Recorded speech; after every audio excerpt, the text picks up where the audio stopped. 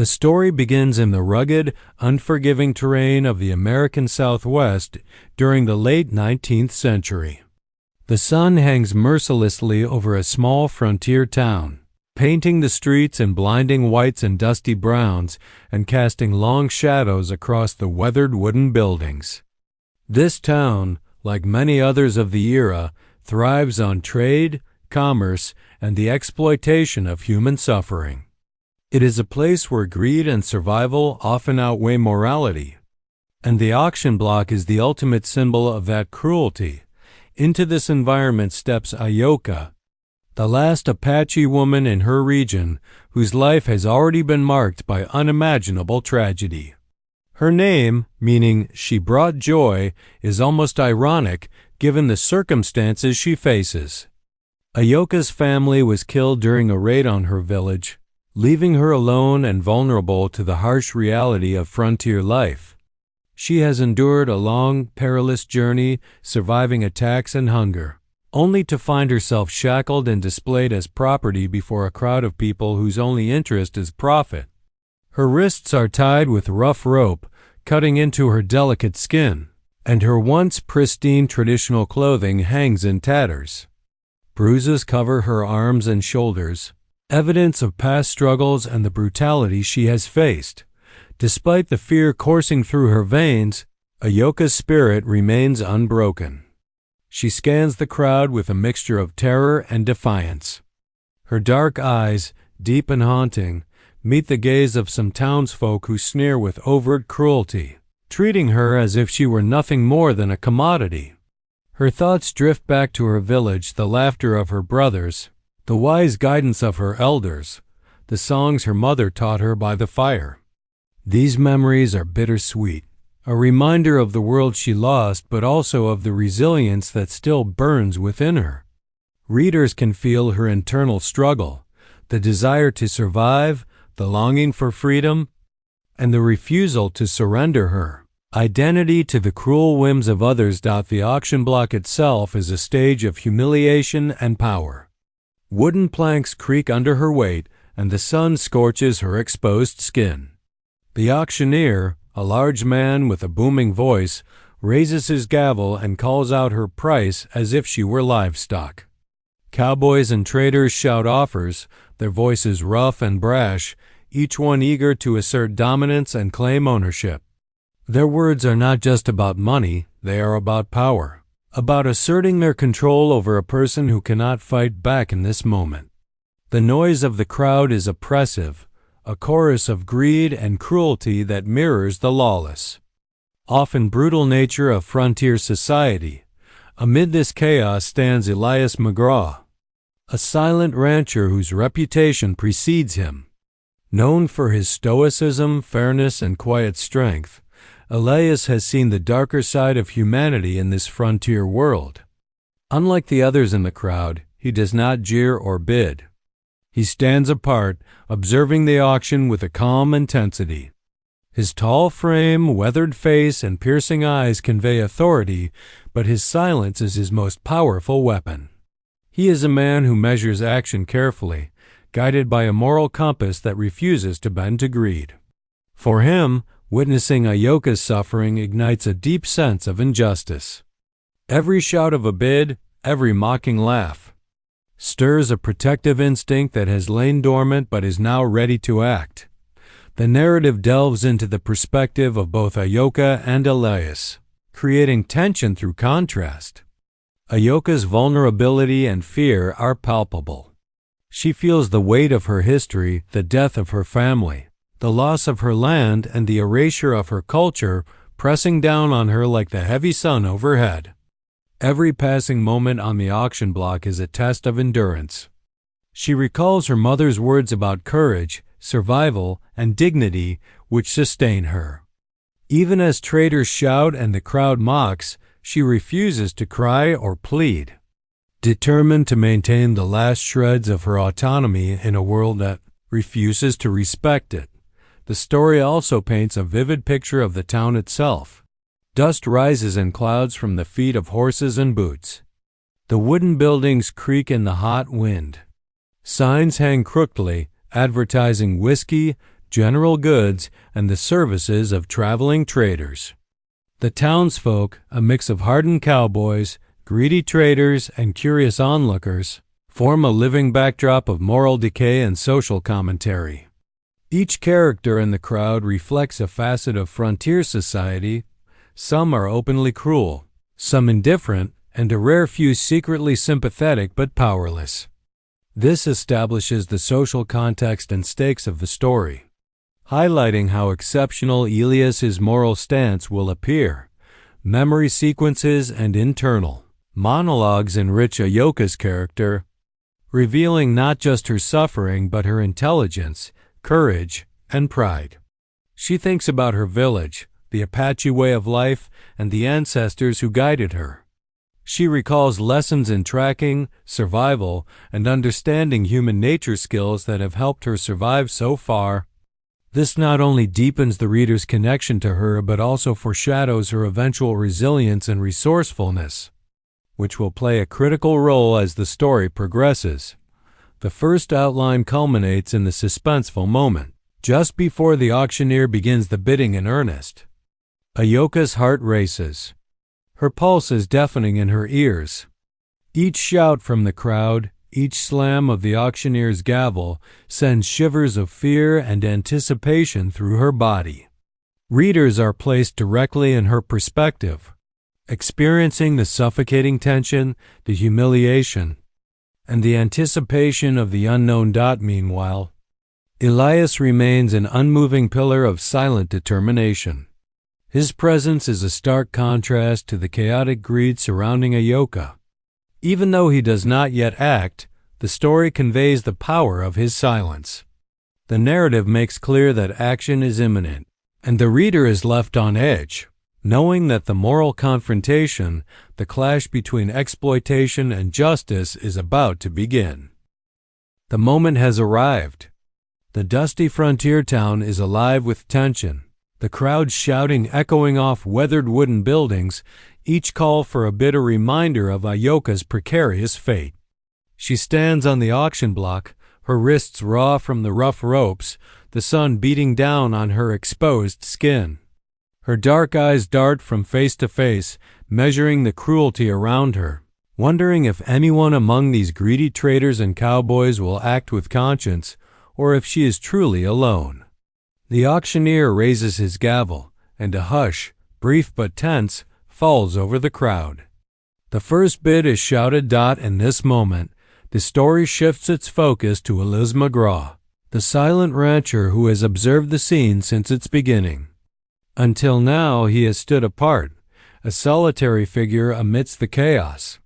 He is tall, broad-shouldered, and weathered by years of frontier life, his hands scarred from labor and life's hardships. But it is not physical strength that defines him, it is his moral courage, his ability to act decisively when others falter.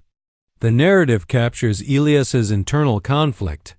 He has long despised the cruelty inherent in the auctioning of human lives. Yet until now, he has remained silent, weighing his options, considering both the lawless nature of the town and the potential danger of intervention. The story delves into Elias's thoughts, revealing a man who has lived by a strict personal code. He despises violence for violence's sake but feels compelled to act when injustice cannot be ignored. His eyes, usually calm and calculating, now blaze with quiet fury. Every jeer from the crowd, every greedy shout of a bid, presses on him like the weight of the scorching sun.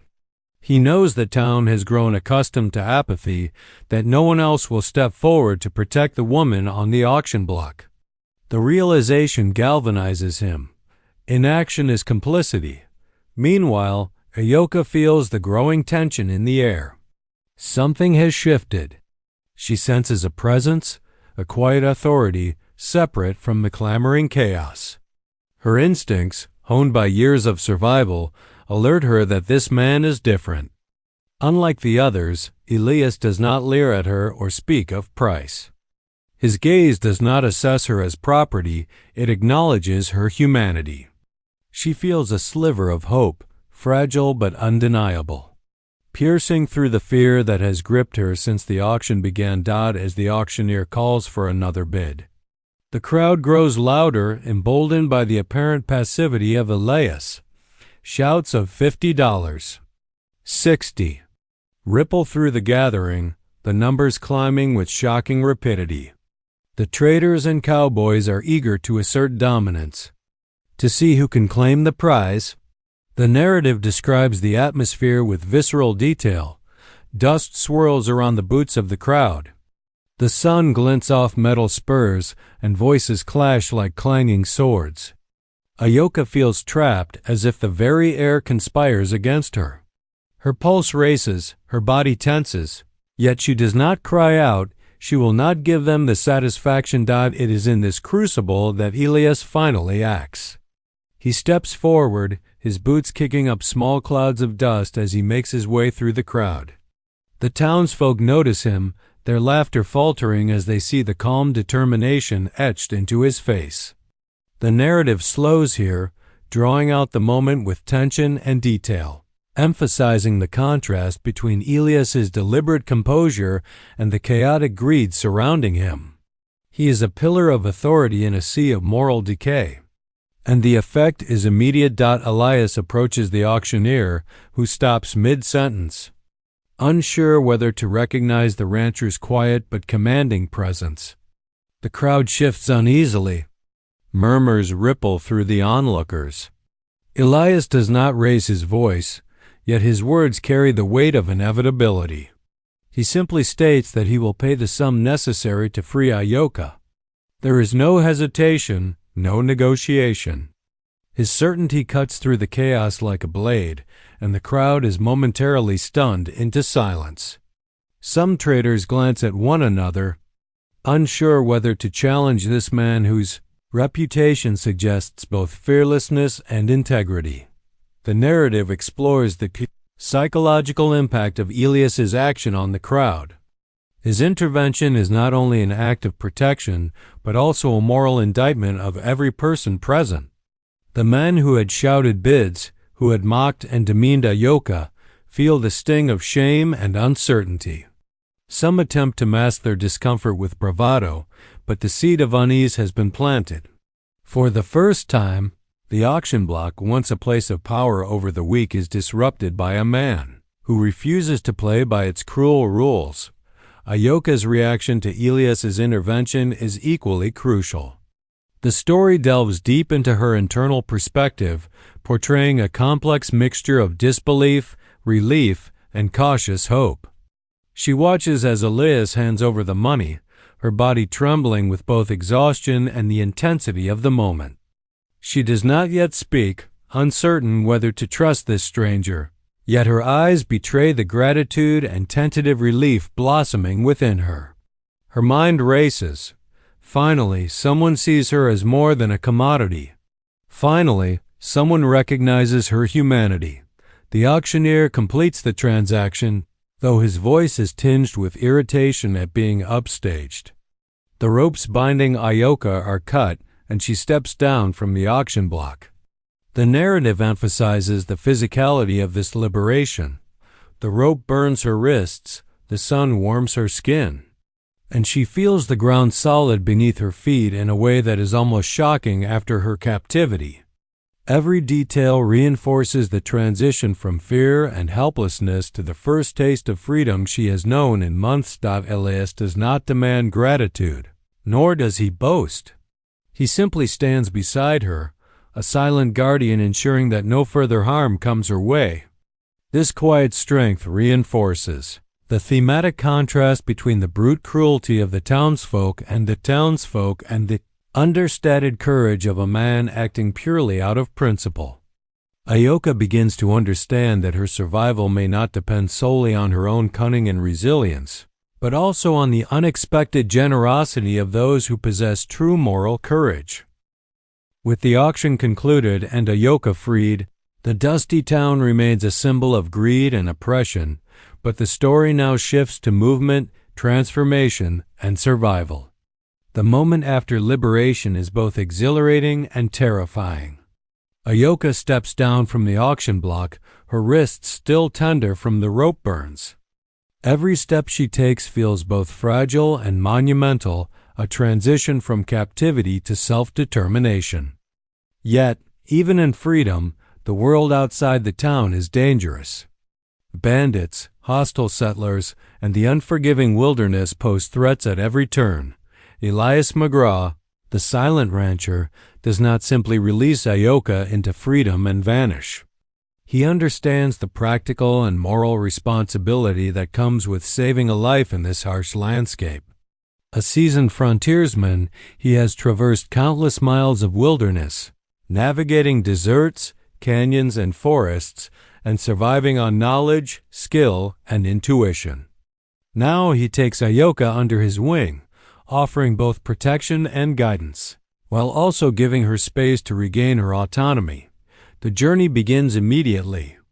The narrative carefully details their departure from the town, dust swirling in the wind, the creak of Elias's horse saddles, the wary glances of townsfolk who, although cowed, cannot erase their curiosity or malice. Ayoka mounts a horse, guided by Elias, though she struggles initially with both fear and unfamiliarity. The story captures every physical sensation: the jolt of the horse beneath her, the warmth of the sun on her skin, and the freedom of movement contrasted against the lingering pain from her. Ropes and bruises dot as they move deeper into the wilderness. Elias and Ayoka face both external and internal challenges. Externally, the frontier is relentless. The sun blazes overhead, water is scarce, and the terrain is rugged. They navigate canyons, cross rivers, and traverse arid plains, all the while alert to the dangers of outlaws, wild animals, and hostile scouts. The narrative portrays survival realistically, describing the strategies Elias employs, hunting small game, finding water sources, setting traps, and teaching Ayoka how to track signs in the land. This not only emphasizes the danger of the environment, but also begins the slow development of Ayoka's own skills and independence. Internally, the journey becomes a psychological and emotional odyssey. Ayoka struggles with trauma from her past memories of her village's destruction, the loss of her family, and the months of fear leading to her auction. She is cautious, mistrustful, and reluctant to fully accept that someone would act purely out of kindness. Elias, aware of this, moves with patience, speaking sparingly but providing reassurance through actions rather than words. The story explores the delicate trust that forms between savior and survivor. Small gestures, shared meals, and protective instincts slowly bridge the emotional gap. Conversations between Elias and Ayoka are sparse but powerful. Elias rarely reveals much about his past, maintaining the aura of quiet strength, but he occasionally shares insights about the land, survival, and the code he lives by. Ayoka, in turn, begins to share fragments of her life and her people, recounting stories of her ancestors, the values they held, and the skills that kept her alive. These exchanges are rich with cultural and emotional depth, highlighting the contrast between the ruthless frontier society and the Apache connection to land, community, and honor. The journey also becomes a test of physical and emotional endurance. Both characters endure exhaustion, hunger, and the constant stress of being pursued. At night, they camp under open skies, the stars stretching endlessly above them. The narrative uses these moments to explore introspection, fear, and slowly building mutual respect. Ayoka, initially wary of Elias, begins to sense that he embodies principles she thought no one else valued: fairness, courage, and integrity.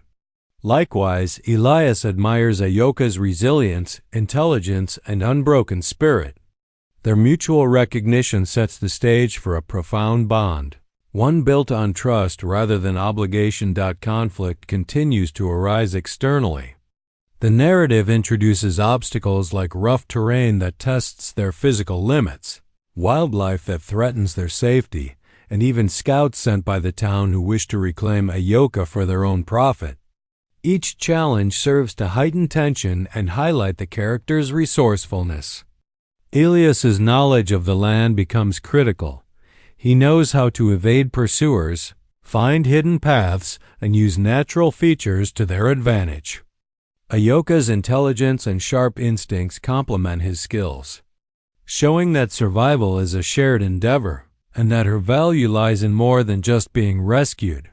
The wilderness itself is portrayed almost as a character, shaping the story and influencing the emotional landscape. Harsh deserts, shadowy forests, and rushing rivers serve as both obstacles and symbols. The desert's heat mirrors the intensity of their struggle. The forest's shadows reflect uncertainty and danger. Rivers provide both sustenance and barriers. By integrating the environment so fully, the narrative underscores that freedom comes with responsibility and that the frontier is as unforgiving as the people within it. By the midpoint of this outline, a subtle transformation is evident. Ayoka is no longer merely a survivor. She is an active participant in her own liberation. She learns to read the signs of the land, track animals, and anticipate danger. She begins to understand that Elias's protection is not a replacement for her own strength, but a complement to it. Likewise, Elias recognizes that his role is not to dominate or control, but to support and empower. Their partnership grows quietly but powerfully, rooted in mutual respect and understanding. The emotional tension is interwoven with moments of vulnerability. At night, by the campfire, Ayoka allows herself small glimpses of hope, reflecting on the possibility of a future beyond survival. She dreams of reclaiming her sense of identity, honoring her ancestors, and forging a life not defined by oppression. Elias, in turn, contemplates the rarity of finding someone whose courage mirrors his own moral convictions. These introspective moments are critical, as they deepen character development and provide readers with a sense of the stakes beyond immediate physical danger. After days of travel across the unforgiving frontier, Ayoka and Elias begin to feel a sense of cautious relief. The town, with its greedy traders and jeering townsfolk, recedes into the distance, leaving only the vast wild landscape stretching endlessly in all directions. However, freedom in the wilderness is not without peril. The frontier, which had been their path to hope and escape, now becomes a crucible that will test their endurance, intelligence, and the trust they have developed between them. The story introduces new external threats. Scouts from the town, motivated by greed and anger at losing their auction prize, track their movements. These men, hardened and ruthless, are determined to recapture Ayoka for the profit they believe is rightfully theirs. They are emblematic of the moral decay that permeates the frontier. Individuals willing to use violence and intimidation for personal gain, caring little for human life. The narrative heightens tension by showing how close these pursuers come without being noticed, creating suspense and a sense of imminent danger. Elias and Ayoka are forced to rely entirely on their combined skills to navigate this threat. Elias's knowledge of the land proves invaluable. He chooses paths that obscure their tracks, uses the natural terrain for cover, and anticipates potential ambushes. Ayoka, meanwhile, applies her sharp instincts and knowledge passed down from her Apache ancestors. She notices subtle signs in the environment, a broken branch, disturbed soil, or footprints in the sand that indicate the proximity of their pursuers. The story emphasizes that survival is a collaborative effort and that Ayoka's intelligence and resilience are as vital as Elias's experience. The narrative dives deep into their psychological state during this confrontation. Both characters feel the pressure of constant vigilance. Sleep is fleeting and shallow. Food and water are scarce, and the physical toll of travel begins to wear on them. But more than physical exhaustion, the emotional weight is heavy. Ayoka struggles with recurring trauma from her past captivity and the fear of being forced back into slavery. Elias, though experienced and composed, carries the burden of responsibility for someone else's life and freedom, a burden he does not take lightly. These psychological layers add depth to the story, emphasizing that the frontier tests not only the body but the mind and spirit. The tension escalates when the pursuers finally catch sight of them. A confrontation becomes inevitable. The narrative slows, detailing the suspenseful moment. The glint of metal spurs in the distance, the shadow of riders approaching, the wind carrying the faint sound of horses' hooves over the arid terrain. Elias does not panic. He assesses the situation with precision, positioning Ayoka in a safe location while he prepares to confront the attackers. The story captures the physical and emotional dynamics, Ayoka's fear, Elias's determination, and the looming threat of violence that could shatter the fragile sense of freedom they have built. The confrontation itself is both physical and moral.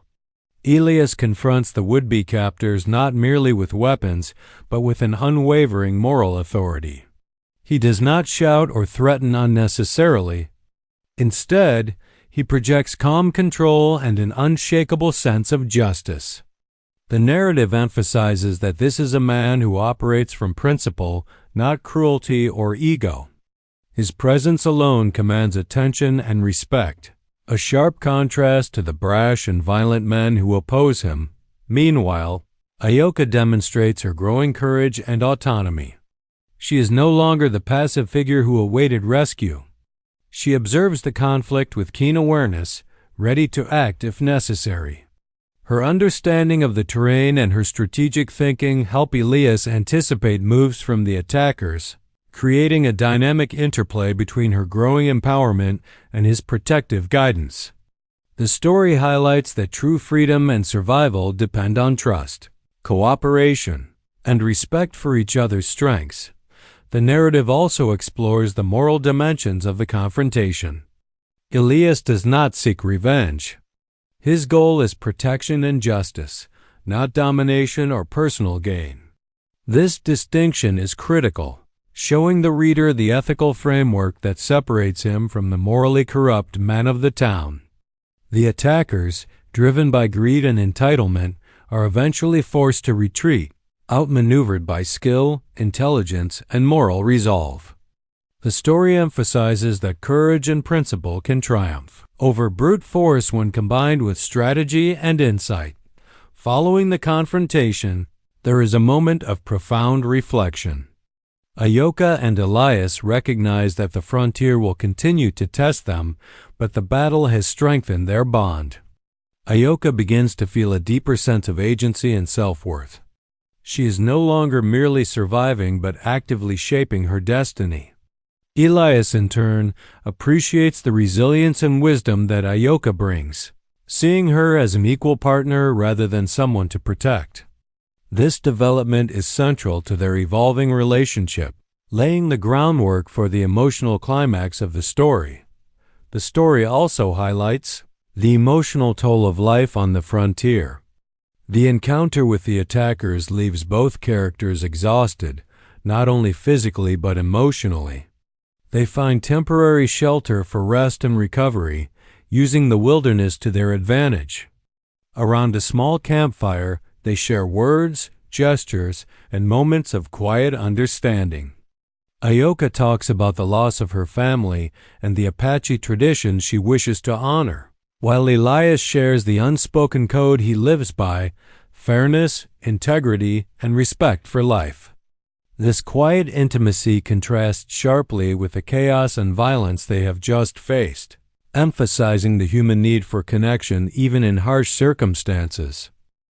After enduring the brutal frontier, surviving the auction, and confronting threats from those who sought to claim her, Ayoka and Elias reach a pivotal stage in their journey: the possibility of a life defined not by fear or oppression, but by freedom, hope, and self-determination.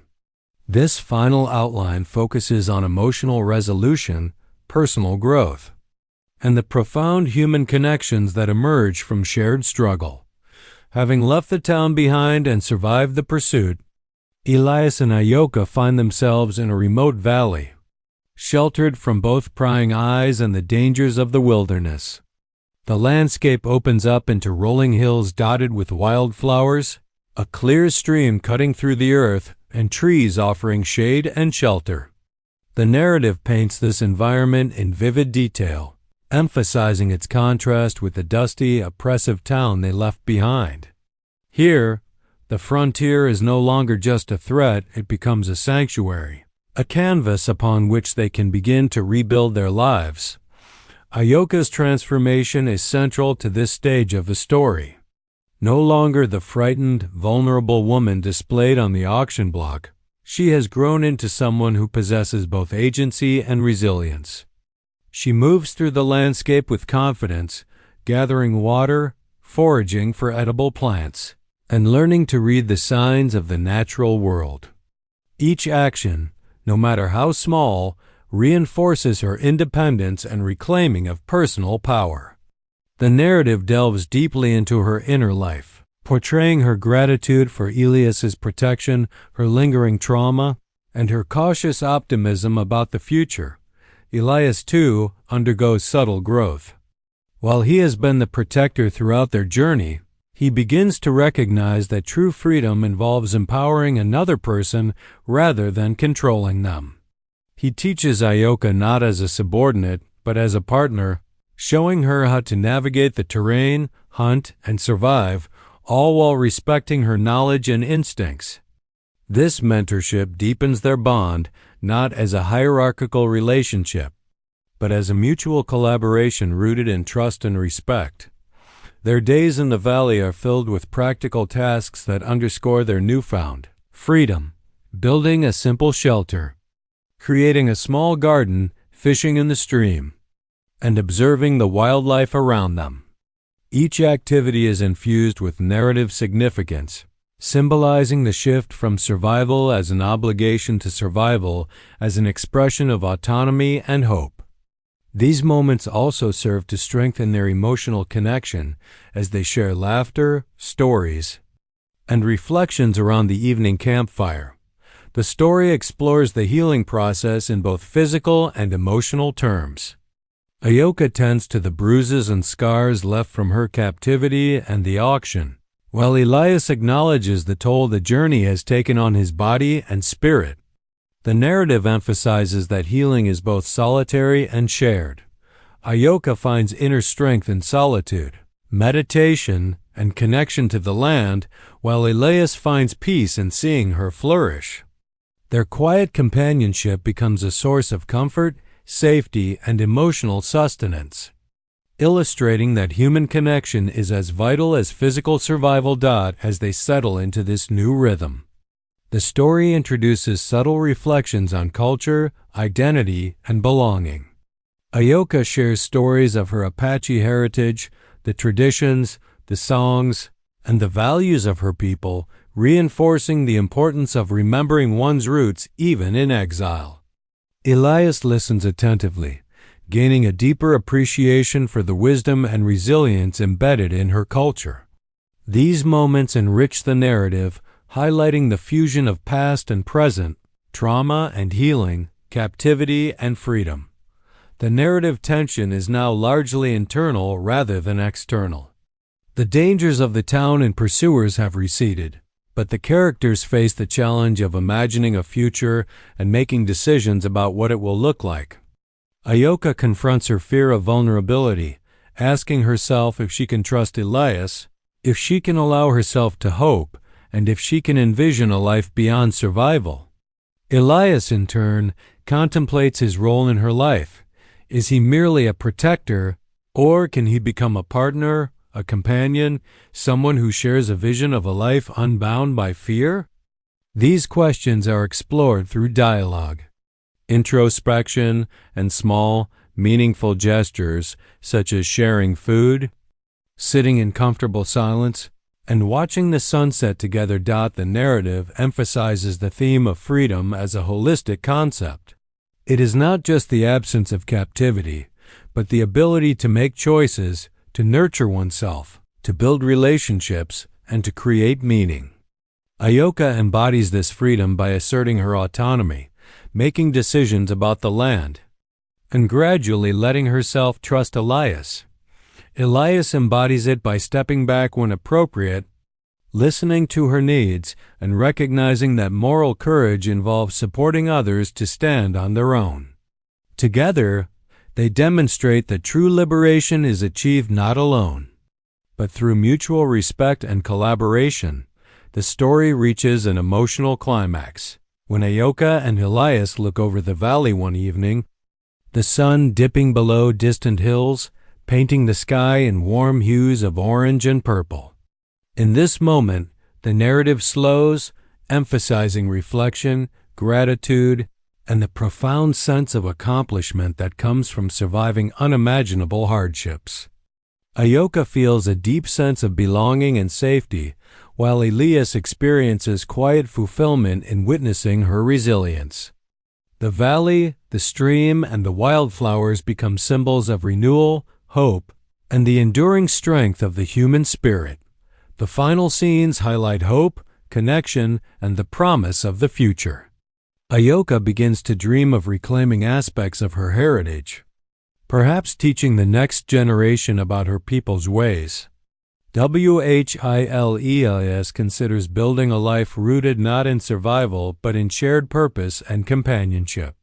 Their bond is solidified not through words alone, but through shared experience, mutual respect, and a recognition of each other's strength and dignity. This emotional resolution reinforces the story's core themes: resilience, moral courage, and the power of human connection in the face of adversity.